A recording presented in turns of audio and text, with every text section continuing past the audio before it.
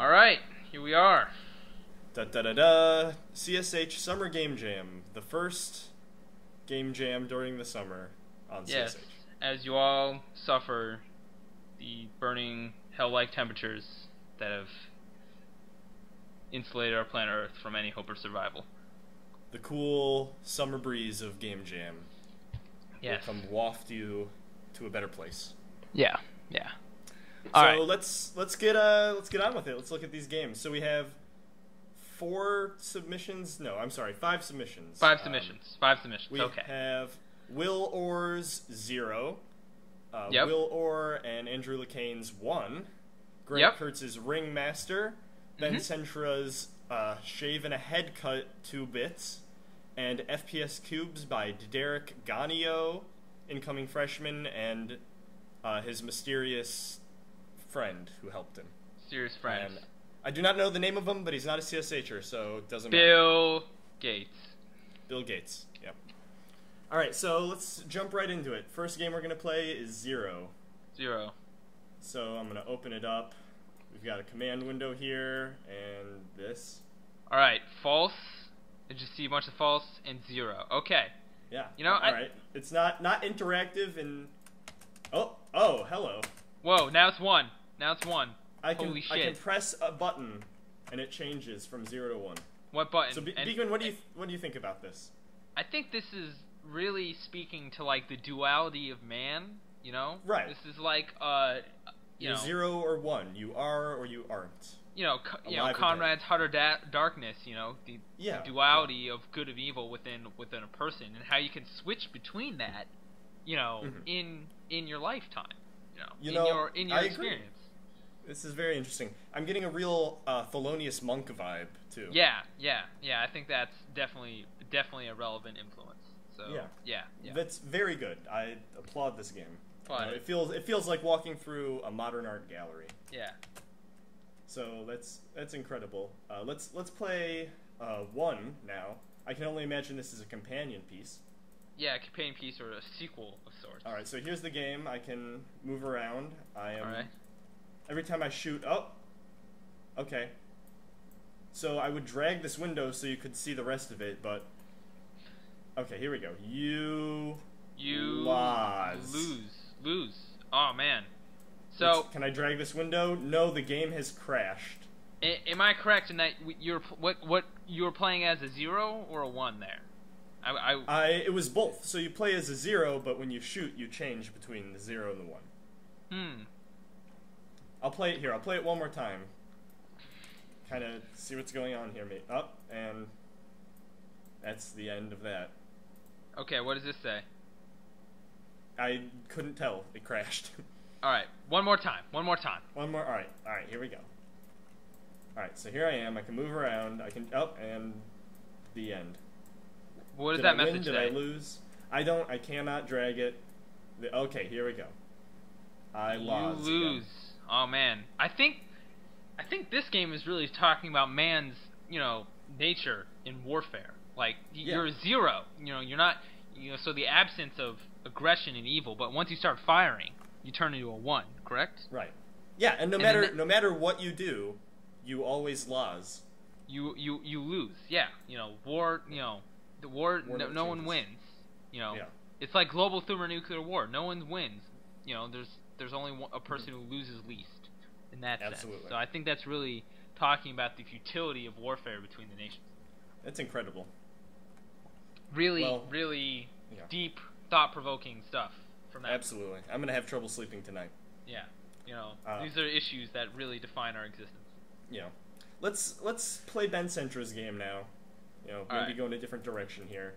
So, we've got Shave and a Head Cut. 2 bits. You are a barber. Fight of zombies. That's it. Move with WASD. Pause with space. Battle with mouse click. Alright, so some simple ready. Controls here. Simple controls. Not too complex. Alright, nice you got graphics. This is clearly a barbershop, identifiable. These graphics are pretty simple. These are clearly zombies. Green. They could be goblins, I guess. They could be goblins, I guess. But, You could retitle this game for other, for Germany because they hate violence towards human creatures. Like they'll probably call it zombie, you fight goblins, just because. Right. Germany. Yeah, who cares? They're goblins. Fucking Germany. Nobody loves goblins. Germany. Germany. So I can move around, and if I click, I can swing my little barber shave thing. I don't know what they call that. Yes. Is it just a razor? That would be what that is called. Yes, a razor. Can swing my razor and murder the goblins. You're just slaughtering these zombies. Are there more of them coming? Yes, it appears there's a lot more. In fact, just streams of them now. All right, so that's cool. And difficulty kind of scales up. I'm noticing there are like two types here. You've got the green and the dark green, other shade fast of zombies. Green, yeah. And then they are just one after another now.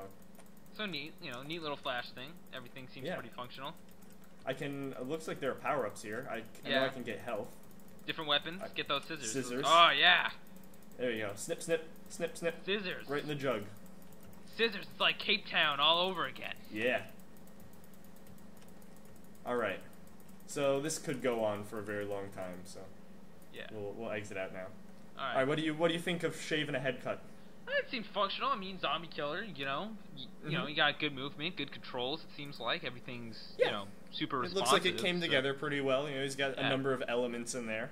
It's not super, crazy out there, especially compared to his last GameJam game, which, was really funny and made good use of the theme. This is kind of like he mentions the theme, 2 bits, British, barber reference. Shave and a head cut, 2 bits. Yeah. It's a little on the nose, but good nonetheless. Yep. Yeah, still it's very complete, I guess. Well, for the 24 hours. Yeah. All right. So let's play Grant Kurtz's game now, Ringmaster. So, oh god. Should I read this? Yeah. Oh my god. Jesus, Grant Kurtz. Jesus Duncan, Christ. read this to start the game. Okay, it's in caps. I will read this part. To start as server, run server.bat. Whatever. Alright, let's just run this. Alright. Ringmaster connecting, and then I'll run the client. Okay, so here we go. We've got the client and the server. Okay. Invalid command. Okay, what are the commands? So I guess this is our board. Play card pause, I think is the format. Play card pause. Okay. Yeah. So I have to say what card I want to play and then the position. And these are the positions, I guess. What does the N mean? What does the at mean? I guess the at is the player. Yeah. Okay. And what is the objective?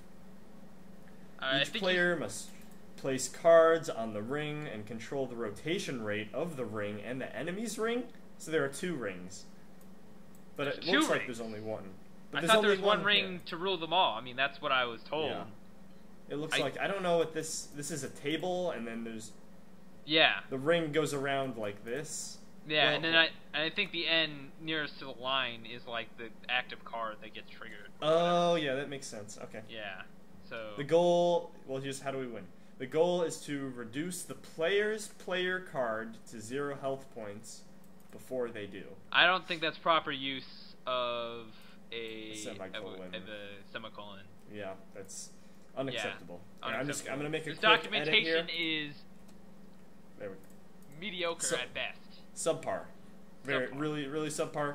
I want, documentation, what I'm expecting here. Let's just get rid of all this. How to win the game. And then maybe a sentence. Yeah. Right, that's all we need. What is all words? So many words. Yeah. Definitely. I agree with you there. Yeah. I mean, this game seems like really... I mean, I've played some complex games. Arma 2, I'm a big fan of that military simulator.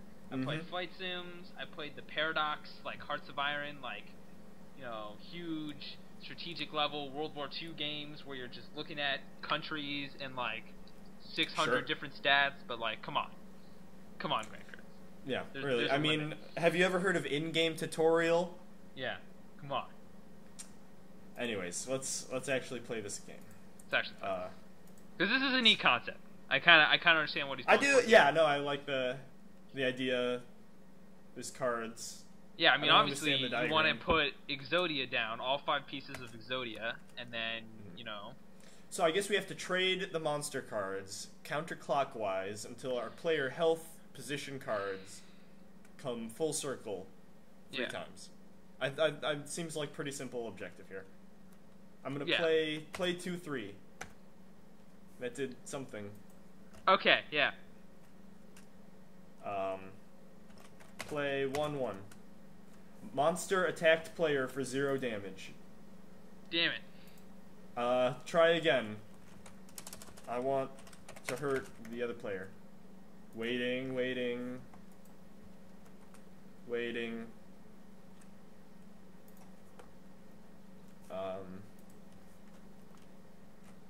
What happened? Did the server crash? Is it like No, we're fine. I don't know what happened. I won! I won the game! Good work, Duncan. You got all 5 pieces of Exodia, and you took his life points to 0. I was able to make it to the 4th level of the dungeon. Yeah. Alright, so overall, thoughts on Ringmaster? I'm sorry. It's interesting. It's an interesting cool, concept. It's a cool concept. But my human brain can't understand the space age concepts at work here. Yeah. I think there's too much interplay of in-depth mechanics that are just going right over my head. You know? Yeah. And, also, you know, Java.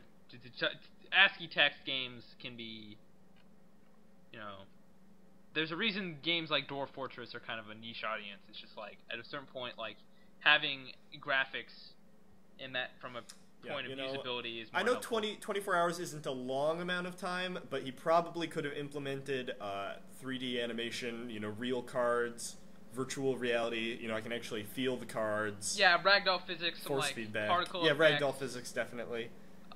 Deep story, because, you know, these card games, card games, you know, deep story. They have deep story elements. Right. Like, you know, why do the monster cards want to attack the player health cards? Yeah, like, we need some flavor text. Every good card game has flavor text. You gotta have that flavor text. So, yeah. So, that's almost every game. We have FPS Cubes is the last one, by Derek Ganio. Whoa. I think you're forgetting the final game after this one. There is one more secret game. That's right. The Piece de Resistance. Yes. We won't reveal it just let's take a look at FPS Cubes. Let's look at FPS Cubes. Okay. I'm having trouble moving this window because my mouse has disappeared. Here we go. Okay. The red cubes are chasing you. Survive as long as you can. Yeah. Alright. Good luck. Alright, so basic FPS controls here. Wow, alright. Alright, dropping in onto the battlefield. Here we go. Pew! Bow. Got the music going, yeah. Oh, shit. Oh, man, is that a creeper sound effect? I think it is. So I think this game is really about, like, the Cold War, because, you know, the red cubes, right? Right, you know, right. Red cubes, you know, communism. And I've got to kill those fucking communists. What am I doing just standing here? Where are they? Yeah, you gotta blast them, and they turn black, you know, just sort of black, to emphasize, you know, the finality of their death. Right. I think that's also about race a little bit, maybe. But you're outnumbered. Yeah. Absolutely. And, like, your gun looks a lot like an AK-47. You know, looks, you know, AK-47-esque. So it's like you're turning their tools of oppression against them.